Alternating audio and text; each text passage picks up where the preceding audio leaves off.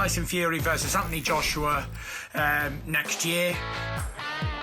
The bout between the lineal and WBC heavyweight champ Tyson Fury and the WBA, WBO, and IBF champ Anthony Joshua for all of the titles in the division would be the biggest fight in British boxing history, bar none. And with the way Fury says it, it is definitely happening, and that's that. A shame this is boxing, where guarantees don't mean diddly squat. And with just this fight alone, there are at least 4 major obstacles to get past before it happens. And it's clear that Fury knows it.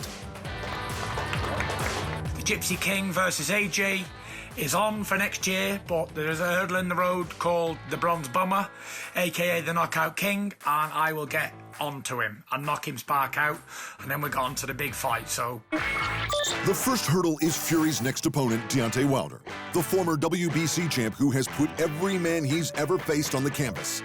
That includes Fury, who hit the mat twice in their first drawn bout. And with a knockout-to-win ratio of 98%, he's statistically the most devastating champ there's ever been. To put it plainly, the Bronze Bomber's right hand is one of the most awesome weapons combat has ever seen. It's the sort of equalizer that cannot be overlooked, especially in the heavyweight division where everyone can drop bombs. And while Fury scored a definitive win in their rematch to claim the title, you simply cannot discount a cannon. I believe he'll come back stronger, and I believe he'll come back with a better game plan, and he'll try harder, he'll try and do things differently. Not saying he can't, but I just think he'll give it a better try, which makes him more dangerous. And it makes me, if I don't focus 110% like I did last time, then there won't be any other fights. And I'll just be carried out the ring on a stretcher by Deontay Wilder, and it'll be him writing pictures of me saying timber. Wilder is a massive 6'7", fists of Fury-sized hurdle, but he's just the first for the Gypsy King. The second is Dillian Whyte, the mandatory challenger for Fury's WBC championship belt, who is set to sue the WBC if Fury versus AJ goes ahead before he gets his shot. The answer to Dillian Whyte is wait in the kibosh, and whenever your time comes, it'll come. And that's it. And I'm not really interested in you at all. The WBC interim champ is a real contender, and he scored wins over former champs Joseph Parker and Lucas Brown on his way to a near-perfect record of 27-1. His only loss came to Anthony Joshua, but he rocked AJ multiple times before finally going down. If Fury beats Wilder, Fury has to fight Whyte next or risk being stripped of the WBC title.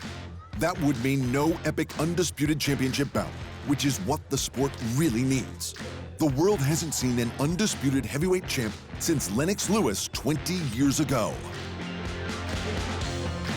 But Fury simply doesn't seem to care about any of that. Probably because Fury has simpler things in mind. I'm interested in the biggest money fights possible. We can assume Fury will drop the WBC title if he gets to fight AJ for all the money in Britain, which is about what they'll earn so long as he beats Wilder first. It just won't be for all the belts. But why are we still just talking about Fury when Anthony Joshua has 2 big hurdles himself that could derail the mega fight? The first is the one-time contender Kubrat Pulev, a man whom people in the know, like longtime boxing promoter Bob Arum, think could upset the English champ. Joshua will be able to fight Pulev sometime this year. I think Pulev is going to beat him, but we'll have to see. The Cobra is a big man with serious talent. Sure, he's beaten names like Chisora and Tyson's cousin Huey, but his only loss came to the hands-down best heavyweight of the last decade, Vladimir Klitschko. A prime Klitschko too, unlike the one AJ beat. But Pulev is just AJ's first hurdle. His second goes by the name Alexander Usyk, the Olympic gold medalist, cruiserweight phenom, and AJ's mandatory challenger after Kubrat. And Usyk is something else. In just 15 pro fights, the Ukrainian unified all the major cruiserweight titles to become the division's undisputed champion. That's 2 fights faster than the old record set by Evander Holyfield, who only needed 3 belts. And Holyfield is widely considered to be the best cruiserweight in history.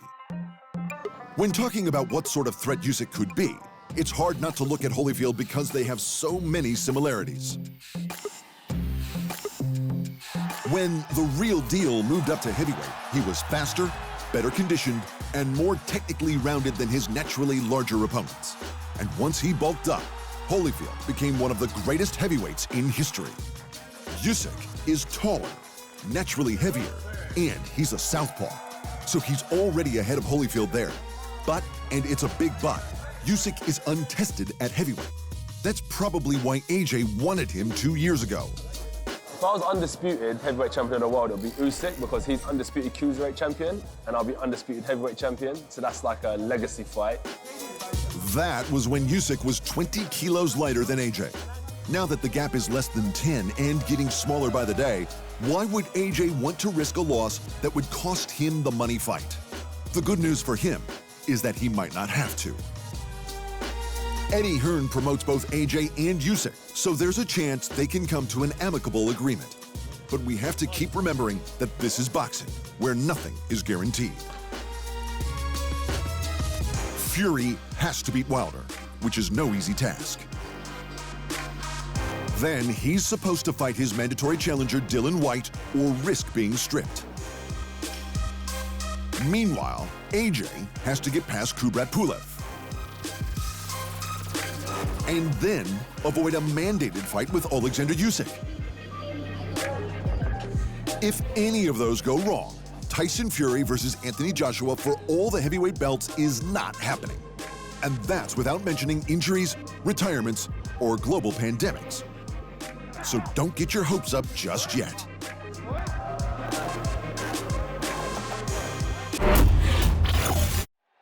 Thanks for watching. And remember, if you want more fight sports in your life, just hit the subscribe button.